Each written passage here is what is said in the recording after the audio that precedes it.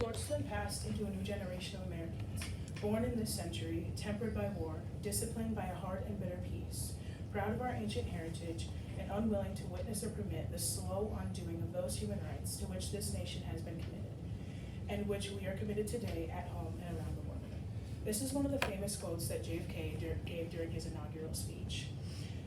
It showed that he was very devoted to wanting equal rights for everyone and everywhere, not just in the United States.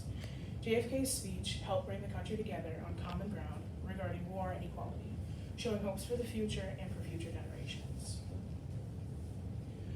JFK gave a really good and memorable speech because he related to the audience. You'll hear me say multiple times throughout the speech how well he related to the people that were listening. And he kept relating to them throughout the entire speech. He didn't sound too full of himself, even though he was literally just elected president of the United States. His main focus was on instilling confidence in the American people throughout the war and throughout the civil rights battle. Before he became president, he was in the Navy, and while he was in the Navy, he was injured when his PT boat was sunk by a Japanese destroyer. After the incident, he was injured severely himself, but he ensured that all of his crewmates made it to shore safely. I believe this gave him the courage that he needed to be president and to fight for equal rights. This speech was given on January 20th of 1961, the day that JFK was sworn into office. Almost everyone in the US watched it because it was streamed on live television. So if you weren't one of the thousands there, you probably watched it on TV. It was given at the United States Capitol, where all inaugural speeches are given. So the president ends up living there after he gives the speech, and so it has been the home of many great speeches over time, and hopefully JFK lived up to this legacy. The world is very different now, for man holds in his mortal hands the power to abolish all forms of human poverty and all forms of human life. And yet the same revolutionary beliefs for which our forebears fought are still an issue around the globe. The belief that the rights of man come not from the generosity of the state, but from the hand of God.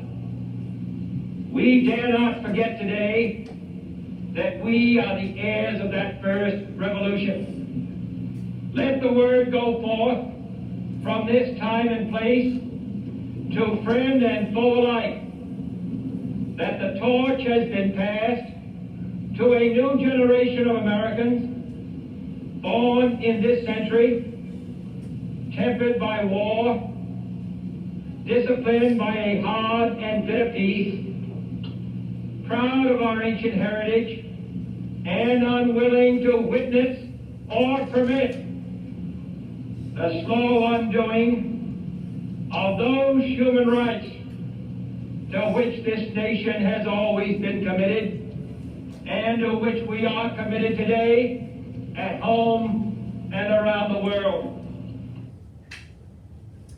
The significance of this speech then and now. At the time, the American people had no idea where the civil rights battle was going. MLK was just arrested, the Cold War was still raging on in the Soviet Union, and we, the American people, had a very unpredictable future. Wondering if we were going to be torn apart from the inside during the civil rights battle, or beaten by a country hundreds of miles away during the Cold War. JFK did a really good job of lessening the worry about our possible impending doom. And he wanted people to know that he was very devoted to having equality for everyone, and he knew that we could win the Cold War. The significance now is that even though this speech was given 61 years ago, people still talk about it. People still remember the quotes. The quote I said at the beginning of the speech, I'm sure some of you have heard. And the civil rights battle is still a problem and probably will be for a long time. And even though we have won the war, it still gave us resilience, and it showed us that we can be anything if we put our minds to it. Next are some rhetorical devices that he used. The first is an anaphora. Let both sides explore what problems unite us instead of belaboring those problems which divide us. Let both sides, for the first time, formulate serious and precise proposals for the inspection and control of arms. Let both sides seek to invoke the wonders of science instead of its terrors. Let both sides unite to heed in all corners of the earth the command of Isaiah to undo the burdens, let the oppressed go free. He did this to show that both sides face a lot of the same issues. If they have a lot in common, if they would just set aside their arguments, they would realize that they have a lot of the same issues, interests, and values. Next is an antithesis. Ask not what your country can do for you, ask what you can do for your country.